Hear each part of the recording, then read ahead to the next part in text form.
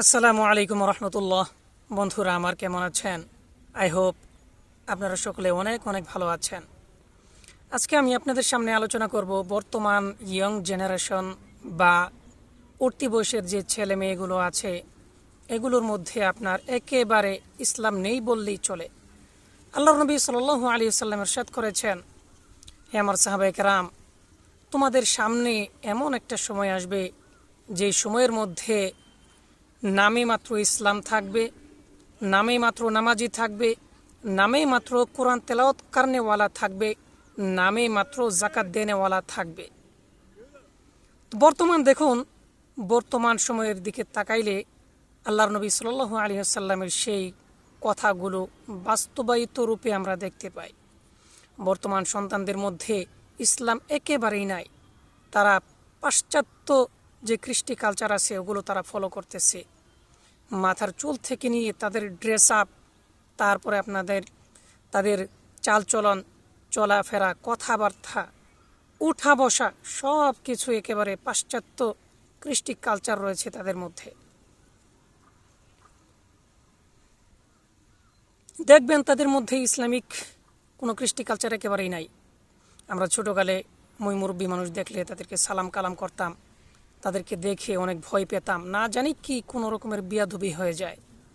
বর্তমান উঠতি বয়সের ছেলেমেয়ের মধ্যে নাই কোনো সালাম কালাম, তাদের মধ্যে ইসলামিক কোনো কৃষ্টি কালচার নাই, কোনো কিচ্ছুই নাই।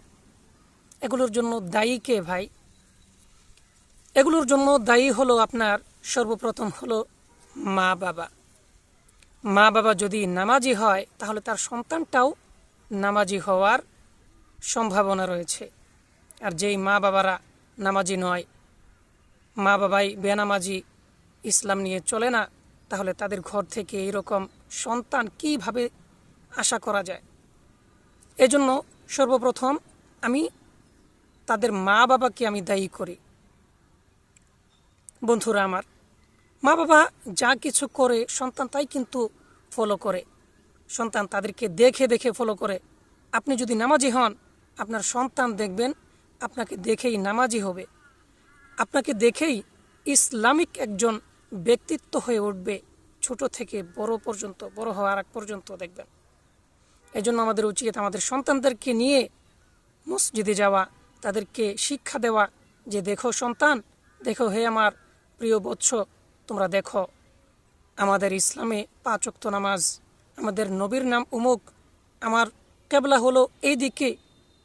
এই সব কিছু আমাদের সন্তানদেরকে শিক্ষা দেওয়া একমাত্র আমাদের নিজেদের কর্তব্য এবং দায়িত্ব। আমি যদি আমার সন্তানদেরকে শিক্ষা দেই তাহলে কিন্তু তারা সঠিক শিক্ষাটা পেয়ে যাবে। দুঃখের সাথে বলতে হয়, বর্তমানের পোলাপানগুলা একেবারে অনেক উশৃঙ্খল হয়ে গেছে। নামাজ কালাম নাই, কোনো কিচ্ছু নাই, মুরব্বীদের সাথে কোনো সালাম কালাম নাই। তাদেরকে দেখে মুরব্বীরা যদি কোনো কথা বলে তাহলে তাদের কথাবার্তা শুনে মেজাজ একেবারে 100তে 103 ডিগ্রি সেলসিয়াস পর্যন্ত পৌঁছে যায়। তাই আসুন, আগে আমি নিজে সংশোধন হই এবং আমার সন্তান যারা আছে তাদেরকে দ্বীনের দিকে আহ্বান করি।